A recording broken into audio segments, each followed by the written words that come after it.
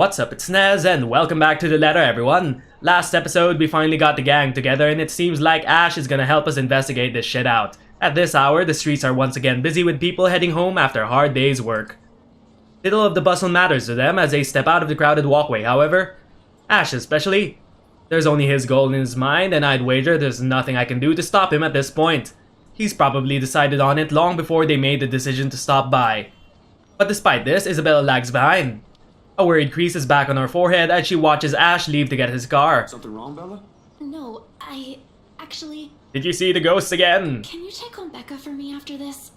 I really didn't get the chance to tell her where I'm headed off to. Can't we just pick her up? Tell her I'm okay, and we're... No, just that. That's all. You sure I should skip on that part? If she finds out about this, she'll be angry. We mustn't tell the mom friend. I don't really want to deal with angry Rebecca. It gives me a stomachache just thinking about it. But can't we just bring her along in case the ghost wants her to? Neither do I, but I'll handle it if she gets mad. Just make sure she's safe and tell her to be careful. You too. Take care of yourself. Almost abruptly, she pauses, the gaze in her eyes hardening as she lapses into another one of those long-distance silences from earlier. This ain't just because of the whole fiasco with the letter anymore. I don't want what happened to Rose to happen to you guys as well. This one cuts deeper. Before I can ask about it, Ashton returns, casually swinging his car keys on one hand and gestures at Isabella. Come on, we don't have much time. Shirley's waiting. Seriously, you fucking named your car Shirley? Who's sure? Oh, right. Right. Don't answer that. I don't want to hear it, you huge dork. Says the person who gave her stuffed toys names. Batcat? Really? It's cute. Yours is just weird. Exactly. I'll see you later, Zach. She spares me another smile and I watch her walk off. Only now did it occur to me that none of those she gave today ever did reach her eyes. I make a grab for the back of Ash's parka. He staggers briefly before correcting himself and shooting me a confused stare. Is she alright? Huh? What? Who's okay? Isabella. She's been, I don't know, out of it today? He's just worrying about you two. Did something happen earlier? The scowl on his face says it all. She's actually been like that this morning. I'll ask, but... Just do me a favor and watch over her. We have no idea what we're dealing with. I don't know what happened to her since the last time I saw her, but from how she's been doing today, whatever it is, seems like a pretty big deal. Wait, you didn't annoy her again, did you? Because I swear to God, if you did, you've got another thing coming for you. What? No. Why would I? I'm just asking. Because you're Ash. I'll take your word for it. But if you can find out what's bothering her, that'd be nice. Honestly, I don't think it's the letter this time. I'll see what I can do. Make sure you keep yourself out of harm's way, alright? Yeah, you too. Don't do anything reckless again. Reckless, no. But I can't make you to promise I won't do anything. We have to protect Hannah. After seeing that, there's no way in hell I'm going to pretend there ain't a problem when there is. This is a really big one. And I'll be damned if I let anything happen to you guys while I sit here. I'm done running when things get tough. He's about to argue for a moment, but... Look, bro, if things ain't good, I'll be the first one out. But allow me this one thing, alright? Just this one time. If it doesn't work out, you'll be the first one to know. You can laugh then, or berate me all you want. But please don't ask me to step aside like I'm incapable of doing anything to help. I've no idea if it's the look on my face or the tone of my voice. Ultimately, although his mouth presses into a thin line, he nods. Alright. Stay safe, Zach. When he stumbles into the sidewalk and allows the afternoon crowd to swallow him whole, I like to think the tiny gleam in his eyes is the closest we can get to optimism in this situation. Whether that alone will be enough to give me a peaceful sleep tonight remains to be said. October 30, Sunday. Night falls and despite my best attempts, sleep continues to elude me. With her image still stuck in my head, flashing every few moments, it catches me off guard, with Ma's lullaby still echoing in my ears, no longer the soft tune it was. And the terrible gnawing at the pit of my stomach, it's no wonder I can't bring myself to drift off even for a little while. It's not as if there's a complete lack of things to do while waiting for sleep to come, if it ever will. And at 2:45 in the morning, I find myself cleaning my photography equipment for no other reason than just to pass time. Yeah, it's witching hour. Oh my fucking god, it's witching hour. Something's gonna appear behind us. Though if I'm going to be honest, it's not the night terrors that are keeping me wide awake tonight, but the anxiety and the hope I'll hear from Ash or Isabella soon. And for what's perhaps the 42nd time, my eyes shift over to the end of the table where my phone lies still. I've not heard from them since they left. They haven't promised a call, of course, but a small part of me wishes that they have common sense at the very least. Waiting is a tough game, and with the concern stretching out the minutes far longer than usual, it's impossible for more unpleasant thoughts not to enter my mind. Moreover, it doesn't help that the clock finally strikes 3. Oh my fucking god, are you kidding me? It's witching hour. My hand stills. It'll be a complete and utter lie to say my heart didn't leap straight into my throat for a brief second. My whole body has gone motionless, ears straining for any further sounds. A couple of tense seconds pass.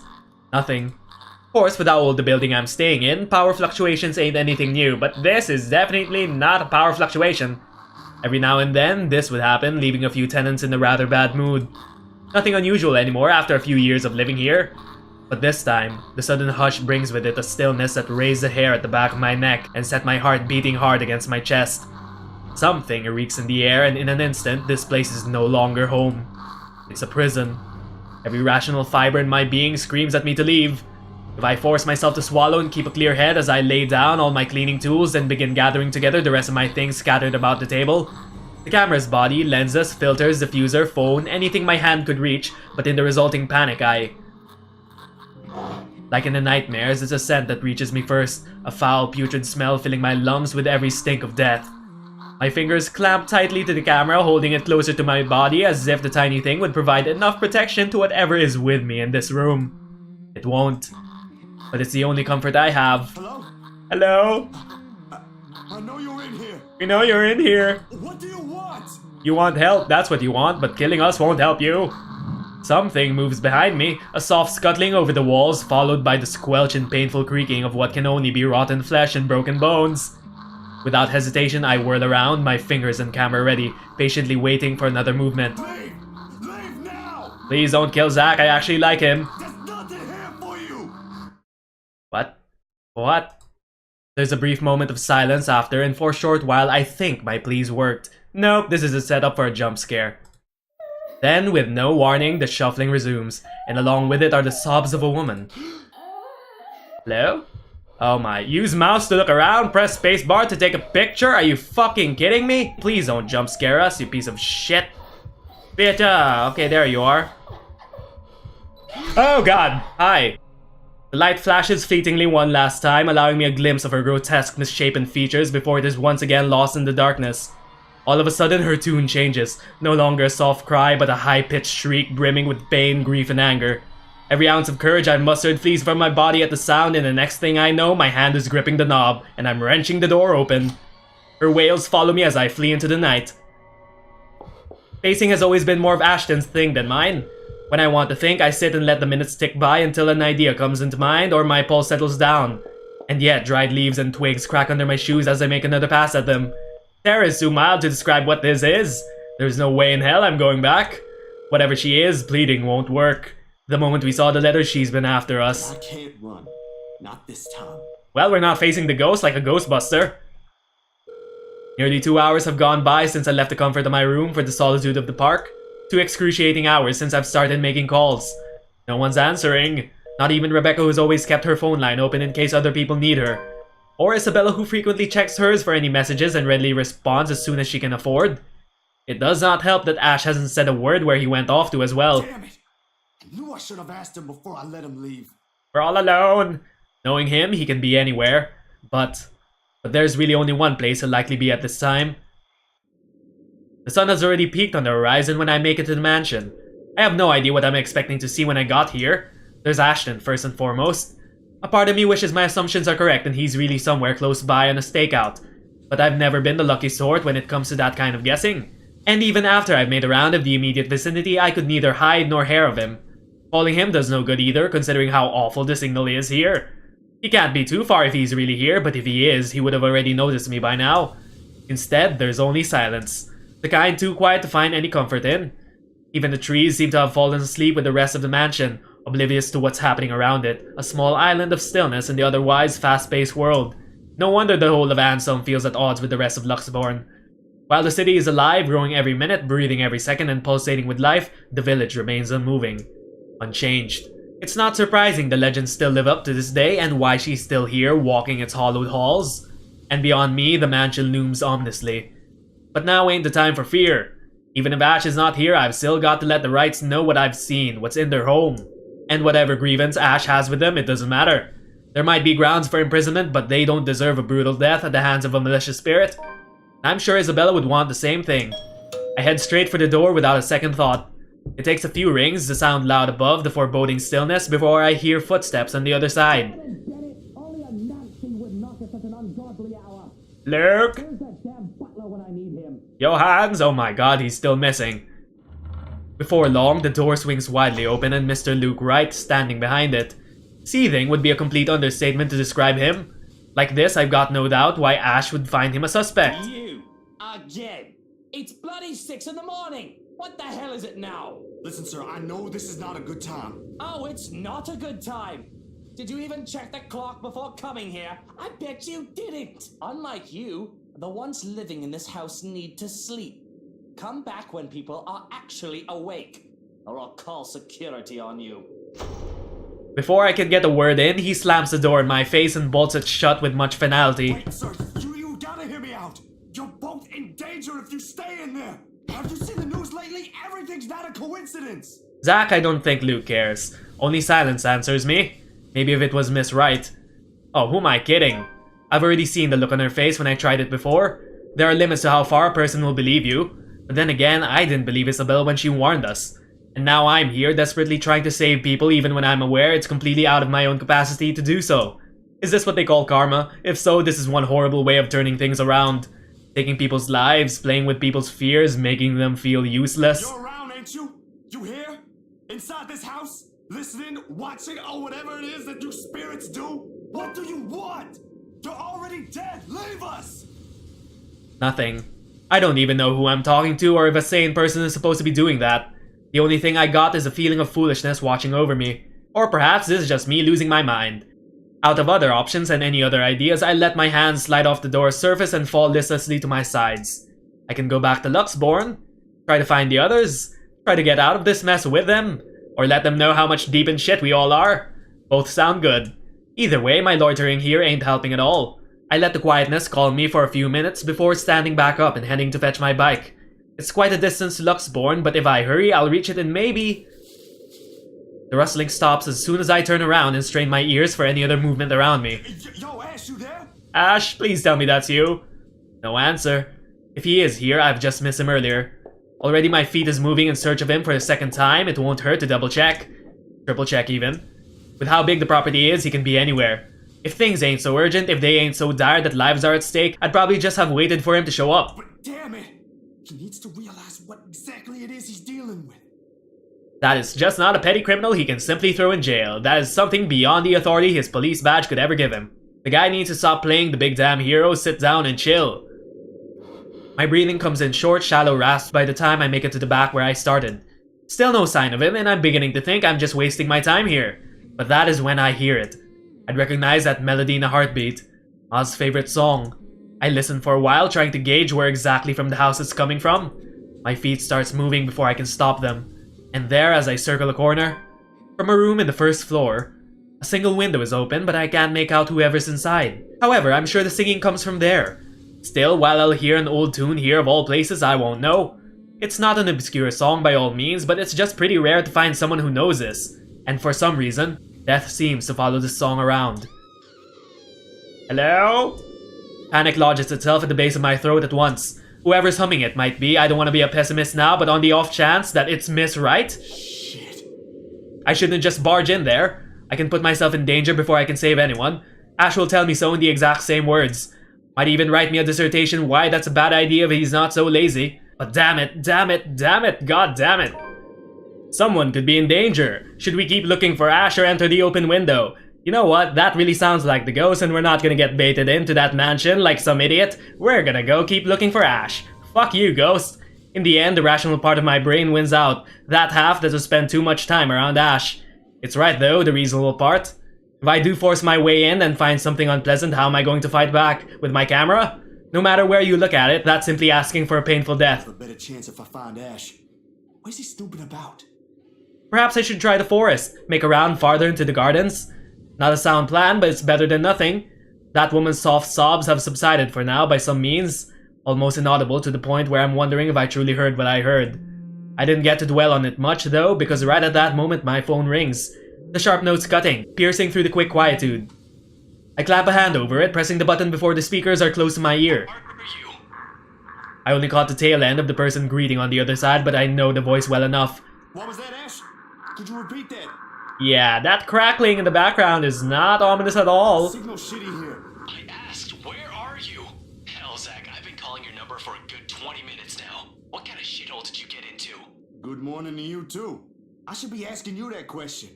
I've been looking all over the mansion for you. I thought you'd be... What mansion? Do I really need to answer that?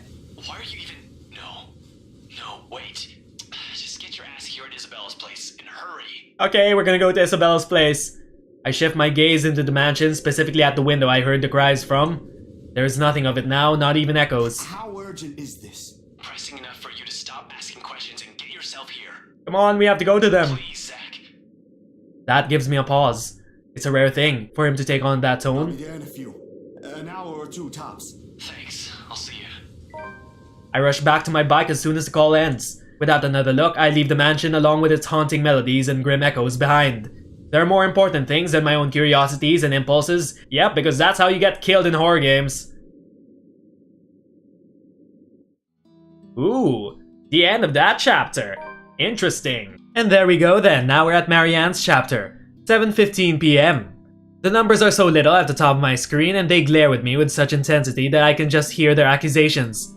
I'm late for a night out with the girls, yes, but I have a perfectly good excuse, jeez.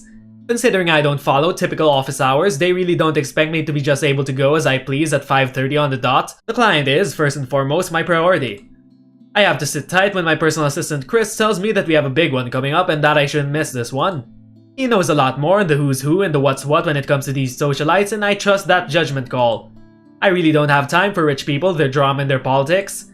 These sorts who were born with silver spoons in their mouths and who were used to wagging their silver tongues around. I let him handle the negotiating with them for the most part. Why else would I have hired him? But he told me I'd receive a message about it an hour ago. Now, if only he has the full shilling when it comes to the time. Come on, I have a social life too, you know, to an extent. Sort of. Pressing my head against the table, I try to stave off an oncoming headache when the notification for a new email pops up. All I'm expecting is, hey, this looks like a good project I've found, go send them a design, or something like that really, that's how often it goes. Even with these rich, jammy clients who's heard of me from their equally rich, jammy friends, I can't expect them to hire me off the bat. Which is all well and good and reasonable. We figure out what they want, send them my portfolio, my drafts for their projects, my rates, and hope for the best. This is a big client, Marianne, I'll babysit Beruthiel for you. Just please take this one project, I promise this person is huge in Luxborn. Mr. Parker, this is a formal request to secure the services of Marianne McCullough, hereinafter called the designer. As authorized by Hannah Wright, hereinafter called the client, for interior design work at the Ermengarde Mansion, Luxborn LX18 ORF, United Kingdom.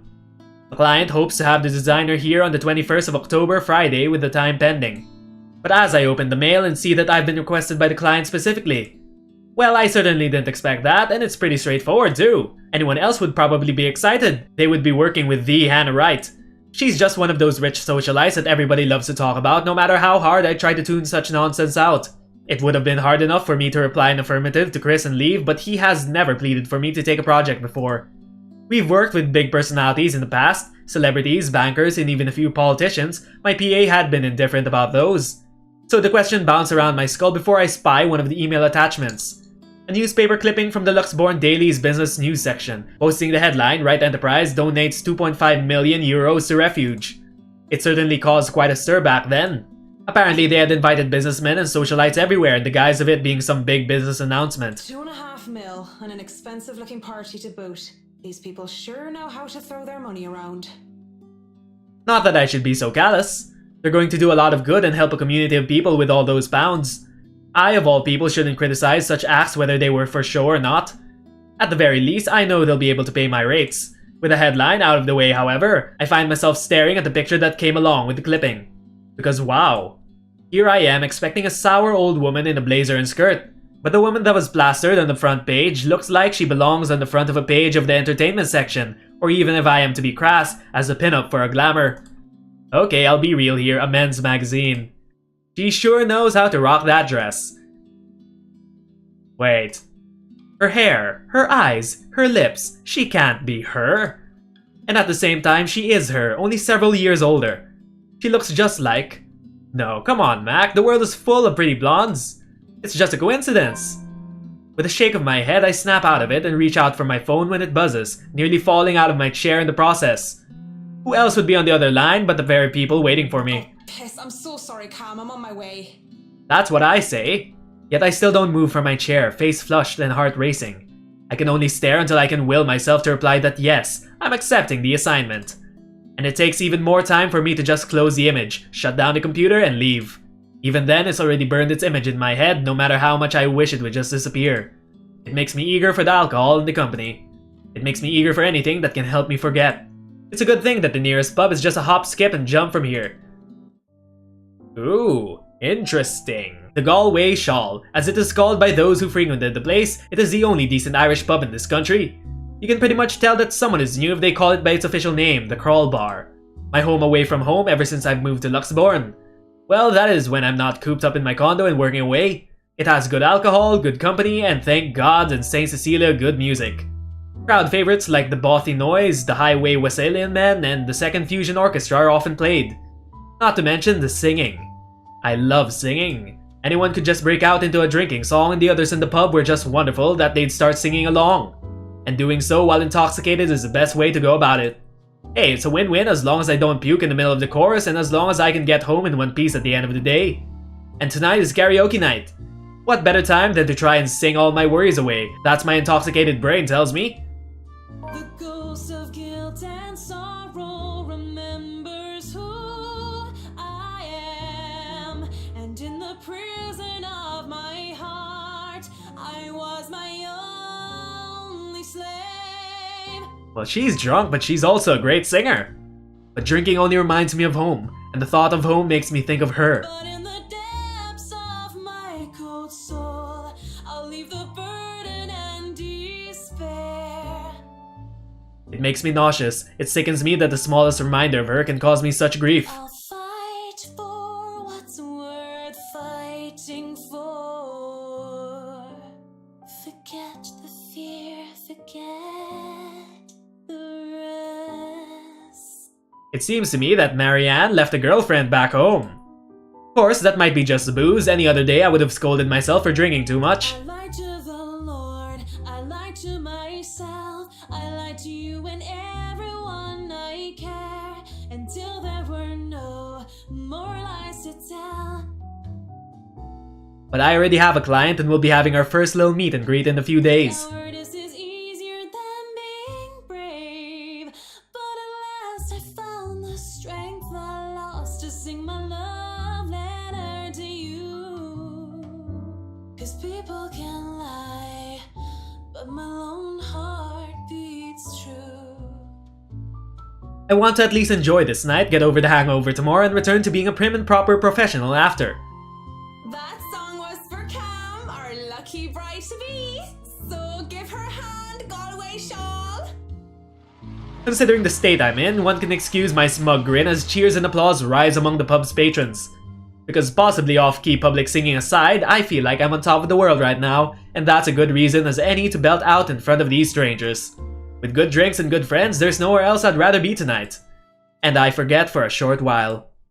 And that song was brought to you by Marianne McCullough, everyone! A round of applause! Yay! That was so good. You rock, Marianne. Oh, please stop. You're just saying that. You know neither of us can hold a tune, Marianne. A toast to our shameless drunk singer. May your drinks forever flow and your notes be ever lovely. If anyone deserves a toast tonight, that's Cam. Finally sealed the deal after 3 years, eh? Read 'em and wait, bitches. Kamal's diamond engagement ring gleams as she holds it up for all the world to see. She has reasons to be proud, 3 years of living together, and her boyfriend finally asked her the big question. Obviously, she said yes. Don't get too attached to that ring or the one after, sweetie. I was wearing a wedding ring not so long ago and look at where I am. But enough of me being a downer. Cheers to a happy engagement! Of course, if something like Harina's divorce were to happen, I'd be there for Cam. Just as Cam has been there for me, acting more than just my yoga instructor. I can't be happier for my friend right now. Cheers! Cheers! Cheers! Yay! Well, we both will be here for Cam, won't we, Harina and I? Harina, it's been a real bad year for her ever since her divorce. She's such a nice person, even loaning me money to open a studio, and she didn't deserve what her husband had pulled. I'm happy she's smiling again and picking out like she used to. I think we've all missed our Japanese firecracker. We met in yoga class, something I had joined to keep myself in shape and, well, honestly, so I could make friends when I had moved to Luxborn. Clearly it had worked like a charm.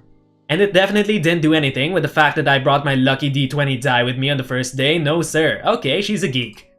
I love these girls so much. What about you, Marianne? You're 30 years old and you still haven't got yourself a man. And you guys know I have a very busy schedule. I don't have time for that. But maybe she has time for a woman. Oh, come on! That's a lame excuse and you know it! You need a man who'll take care of you and you need it now! I'm quite capable of taking care of myself. Hey, look at me, I'm Marion McCullough, a lawful neutral cleric with 9 points in wisdom and 8 in charisma, but I can't get myself a date. I mentioned druids and demons once. They don't even know the rules or understand what the numbers mean. And I certainly am not some sort of holy person. I'm a far cry from a miracle worker and I barely have the willpower to fight off demons, especially on my own. Actually, maybe she isn't looking for a Mr. Right, but a Mrs. Right. Right? Oh, my Marianne, we still love you even if you're in the closet. That would explain some things. How do you know you don't have a ring anymore? Maybe you two can be together and I don't have to worry about my best girls being alone. What are you on about? There's nothing to explain. But the more I deny, the louder they tease until the other people in the pub start to watch. It doesn't help at all when Harna drapes her arm over my shoulder and leans in. Will I be all yours then? Will you be making me feel like a woman? I know that they're just kidding around, but this doesn't make me comfortable in the slightest. So when Kamala notices my silence and Harna sees the expression on my face, they stop. And when the awkward air settles over us, the rest of the pub goes back to whatever they were doing before the whole thing happened. They probably won't even remember it when they wake up with massive hangovers anyway. Sorry. Me too. Hey, no hard feelings, right? I raise my glass. They smile. We drink. And I hope they don't die. There's no need to say more. We're all definitely far too drunk tonight. Eventually, the fun times end. It is a weekday after all. And with Harna being a nurse, she still has to get ready for her next shift. Cam also has a loving fiancé waiting for her at home, and really didn't make a fuss about having left some buns in the oven when she took off early. Really, I understand. I was the one who insisted, who was determined to get pissed drunk anyway. Moving to the bar, I sit. Alone at last. Alone with a stranger. God damn! I haven't seen him before, obviously not a regular. He hasn't said a word and just sits there, savoring his drink. With his whiskey served neat in one hand and lighter in the other, it doesn't seem like he's noticed me yet, and maybe I should go before he does look my way. Because he was pretty and he was blonde, and those things plus alcohol never did me any good. A thought too late. Judging by the way his flushed face and the dazed look in his eyes, he's as pissed drunk as I am. But whereas I feel like keeling over, he looks like he's still ready to take a cakewalk by the storm. Really, he just has the air of one of those men who think they own the world. Hello there, sexy. Please don't stand up on my account. I already like what I see. You're married. Fancy a drink? It'll be on me. You're married. But then again, I might be pleasantly surprised if he proves me wrong. Want some between the sheets? Sex on the beach? I'm talking cocktails, of course. You're fucking married. Fat chance. But it doesn't matter, we both know how to play this game. And there are two different ways for the night to end. One thing or another is going to happen. The question is, what do I want to Oh do? no, that's fine. I'd rather order some blue balls or some AMF if you don't mind. He looks like he's about to say some witty retort, but stops himself and downs the rest of his whiskey. I order a mint julep, I have no idea how that's pronounced, he gets another whiskey, and we start the customary small talk. Of course, the saying ask me no questions and I'll tell you no lies goes without saying. We ask nothing about each other, offering up falsehoods to establish a strenuous fake connection between two strangers at a pub if only to pass the time. Whiskey, as I have come to call him, is supposedly 21 years old, single, takes care of his sick mother, and is a manager of some sort. Yeah, all fucking lies. Manager of what? I didn't care to listen to the details. Meanwhile, Mint, as he has come to call me, is 29, and I'm, what did I say I was again? Oh yes, I told him I was a professional chocolate taster, because fuck it. If I'm going to lie about my job, might as well make it fun. It's a pretty decent chat between two pretty drunk strangers. And maybe it's just me, but we might as fucking well expend the tiniest amount of effort in pretending there's something meaningful in this meeting. Would have been nice too if it was just left at that. But during a lull in our conversation, he brings it up. You know, I've never been with a woman taller than me. And to think he might have been different from the rest. Never have and never will. Whiskey. Can we go back to the history of chocolates? Did you know that chocolate candy was introduced in 19th century England as a healthier alternative to alcohol? St. Lucy was the most beautiful woman of her time. She had men come from 4 corners of the world just to see the pure light of her exquisite green eyes. If she were so lucky anyway. No, enough of the history lesson. Come on, Mint. You know and I know what you came here for. Though not every suitor was gallant and she was no fool, she had known that sooner or later she wouldn't be able to defend her chastity. Come on. There must be something that gets you going. So she had taken out a knife and gouged out her own eyes. There is something, but I don't think you can handle it. Impressed with her devotion, God restored her eyes and made them more beautiful than before. He has a particular sense of humor, hasn't he?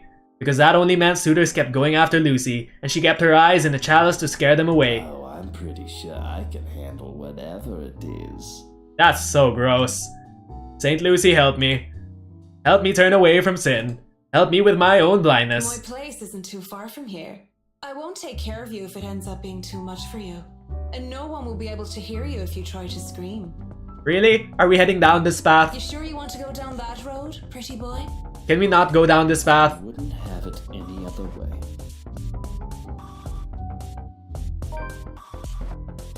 Well, we're back at our condo, and that was this episode of The Letter, everyone. We finished up Zach's chapter, and now we're here, supposedly trying to get it on with Luke. Fucking gross. For more episodes of The Letter, like and subscribe so we can grow our channel together. Once again, my name is Nez, and thanks for watching. We're leaving at a cliffhanger. Bye, everyone!